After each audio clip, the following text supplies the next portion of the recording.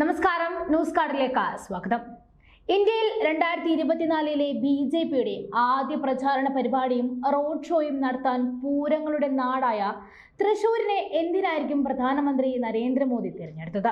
പൊതു തിരഞ്ഞെടുപ്പിനെ നേരിടുന്ന 2024 പ്രവർത്തകരെ ആവേശത്തിലാഴ്ത്താൻ മോദി നടത്താനിരിക്കുന്ന നൂറുകണക്കിന് റോഡ് ഷോകൾ കൂടിയാണ് ഇന്നലെ ശക്തന്റെ തട്ടകത്തിൽ തുടക്കമായത്. കേരള BJPയെ സംബന്ധിച്ചാണെങ്കിൽ 2019 തെരഞ്ഞെടുപ്പ് പ്രചാരണം ആരംഭിച്ചത് തൃശൂരിൽ തന്നെയായിരുന്നു. ഏറെ നാളായി BJPയെ കൊതിപ്പിക്കുന്ന, ഏറെ പ്രതീക്ഷ നൽകുന്ന ഒരു മണ്ഡലമാണ് തൃശൂർ. ഇക്കുറിയും അതിന് അവർക്കുള്ള ആയുധം നടനും മുൻ MP-യുമായ സുരേഷ് ഗോപി തന്നെയാണ്. അതുകൊണ്ട് തന്നെ തുറന്ന ജീപ്പിൽ മോദിക്കും സംസ്ഥാന അധ്യക്ഷൻ K. സുരേന്ദ്രനും ഒപ്പം സുരേഷ് ഗോപിക്ക് പ്രധാന ഇടം നൽകിയതും അതുകൊണ്ട് തന്നെയാണ്. 2023 രാജ്യത്ത് പ്രത്യേകിച്ച് ഉത്തരേന്ത്യയിൽ നടന്ന വിവിധ സംസ്ഥാന നിയമസഭാ തിരഞ്ഞെടുപ്പുകളിൽ BJP മിന്നും ജയമാണ് സ്വന്തമാക്കിയത്. മോദി തരംഗത്തിലെ തുടർച്ചയെന്ന വിലയിരുത്തലിനോടൊപ്പം തന്നെ ഈ വിജയങ്ങളിൽ ഒരു കാരണം കൂടി രാഷ്ട്രീയ നിരീക്ഷകർ അക്കമിട്ട് നിരത്തി. അത് സ്ത്രീ ഹൃദയങ്ങളിൽ ആഴത്തിൽ വേരൂന്നാൻ BJPക്ക് കഴിഞ്ഞു എന്നതാണ്. അതിൽ ഇവിടെ ട്രോളുകളിൽ നിറയുന്ന കക്കൂസ് നിർമ്മാണം മുതൽ സ്ത്രീകളുടെ ബാങ്ക് അക്കൗണ്ടിൽ നേരിട്ട് കാശ് എത്തിച്ച കേന്ദ്ര സർക്കാർ പദ്ധതികൾക്ക് വരെ നിർണായകമായ സ്ഥാനമുണ്ടായിരുന്നു. കുറഞ്ഞ നിരക്കിൽ അനുവദിച്ച പാചകവാതക കണക്ഷനും തിരഞ്ഞെടുപ്പിന് മുൻപായി സിലിണ്ടറിന് വില കുറച്ചതുമെല്ലാം വോട്ടു നേട്ടത്തിന് കാരണമായി. സമാനമായ തന്ത്രമാണ് സ്ത്രീശക്തി മോദിക്കൊപ്പം എന്ന പരിപാടിയിലും കേരളത്തിലും പരീക്ഷിക്കുന്നത്. സ്ത്രീകൾക്കായും സാധാരണക്കാർക്കായും ചെയ്ത അടിസ്ഥാന സൗകര്യ വികസനങ്ങൾ പറഞ്ഞാണ് തൃശൂരിൽ മോദി പ്രസംഗിച്ചത്. എല്ലാം സാധ്യമായത് മോദിയുടെ ഗ്യാരണ്ടിയിലാണെന്ന് പറഞ്ഞ മോദിയുടെ ഉറപ്പെന്ന വാക്ക് പ്രസംഗത്തിൽ ഉടനീളം 18 പ്രാവശ്യത്തോളം ഉപയോഗിച്ചു. കഴിഞ്ഞ 10 വർഷത്തിനിടയിൽ തന്റെ സർക്കാർ സ്ത്രീകളുടെ ജീവിതത്തിൽ വരുത്തിയ മാറ്റങ്ങൾ അദ്ദേഹം എണ്ണി പറഞ്ഞു. 10 ലക്ഷം ഉജ്ജ്വല കണക്ഷനുകൾ നൽകി, 11 കോടി കുടുംബങ്ങളിൽ സ്ത്രീകൾക്ക് കുടിവെള്ളം നൽകി, 60 ലക്ഷം സ്ത്രീകൾക്ക് കേരളത്തിൽ ബാങ്ക് അക്കൗണ്ടുകൾ ആരംഭിച്ചു, 12 കോടി കുടുംബങ്ങളിലെ സ്ത്രീകൾക്ക് ശൗചാലയങ്ങൾ നിർമ്മിച്ചു നൽകി, 1 രൂപയ്ക്ക് സാനിറ്ററി പാഡുകൾ നൽകുന്ന പദ്ധതി, 30 കോടിയിലധികം മഹിളാ ഉപഭോക്താക്കൾക്ക് മുദ്ര വായ്പ, ഗർഭിണികൾക്കായുള്ള പ്രസവ അവധി 26 ആഴ്ചയായി വർദ്ധിപ്പിച്ചു, സൈനിക സ്കൂളുകളിൽ പെൺകുട്ടികൾക്ക് പ്രവേശനം സാധ്യമാക്കി, ലോക്സഭയിലും നിയമസഭയിലും സംവരണം ഏർപ്പെടുത്തി എന്നിങ്ങനെയായിരുന്നു ഈ 10 വർഷം കൊണ്ടുള്ള BJP ഭരണം കൊണ്ട് സ്ത്രീകൾക്കുണ്ടായ മാറ്റങ്ങൾ എന്ന് മോദി പറഞ്ഞു. കേഡർ മാതൃക പിന്തുടരുന്ന BJPയിൽ മോദിയുടെ തൃശൂർ സന്ദർശനത്തിന് തലേ ദിവസം പതിവില്ലാത്തൊരു കാഴ്ചയുണ്ടായി. പാർട്ടി സ്ഥാനാർത്ഥിയെ പ്രഖ്യാപിക്കും മുൻപ് സുരേഷ് ഗോപിക്കായി ചുവരെഴുത്തുകൾ പ്രത്യക്ഷപ്പെട്ടു.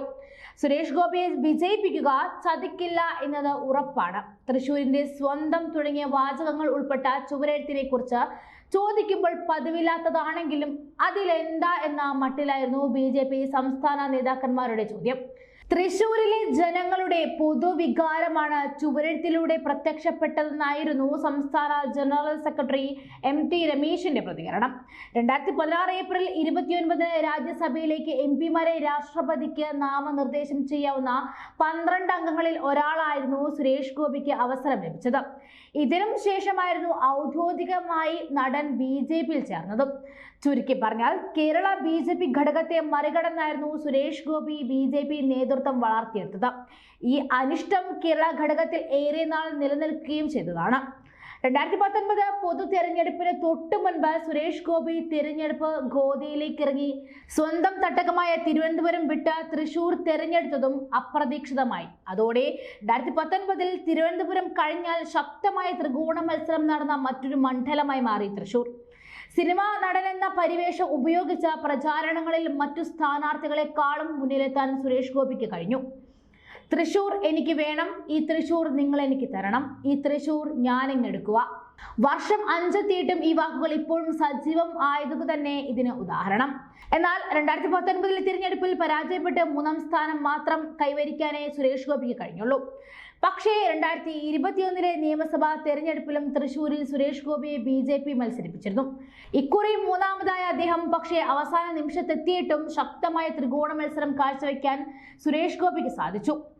1999 6% ബി.ജെ.പിയുടെ വോട്ട് ശതമാനം 20 വർഷത്തിനിടെ 28.2% എത്തിക്കാൻ അദ്ദേഹത്തിന് കഴിഞ്ഞു. തൃശൂരിലെ ജനങ്ങളുടെ പൾസ് പിടികിട്ടി. അടുത്ത ലോക്സഭാ തെരഞ്ഞെടുപ്പിൽ ജയിക്കുമെന്ന വിശ്വാസത്തിലാണ് മുന്നോട്ട് പോകുന്നത്.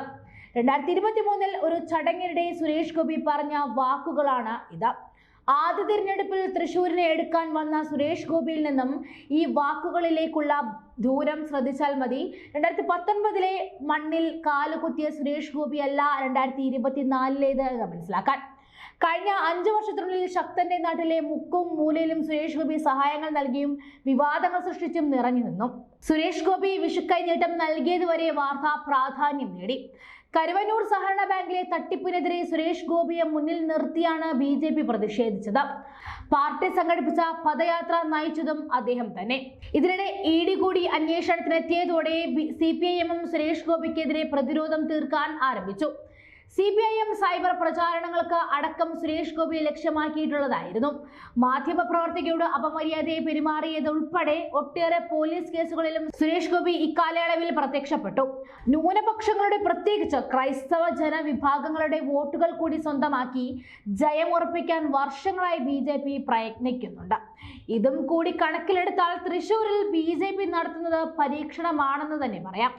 ഇതിനൊപ്പം ദക്ഷിണേന്ത്യയിൽ തുടർച്ചയായി പരാജയം നേരിടുന്നു എന്ന ചീത്തപ്പേര് ഒഴിവാക്കാൻ കേരളത്തിലെ ഒരു ലോക്സഭാ മണ്ഡലത്തിൽ പാർട്ടി ഒറ്റയ്ക്കൊരു ജയം നേടുക എന്നത് ബി.ജെ.പി ദേശീയ നേതൃത്വത്തിനും അഭിമാന പ്രശ്നമായിരിക്കുകയാണ്.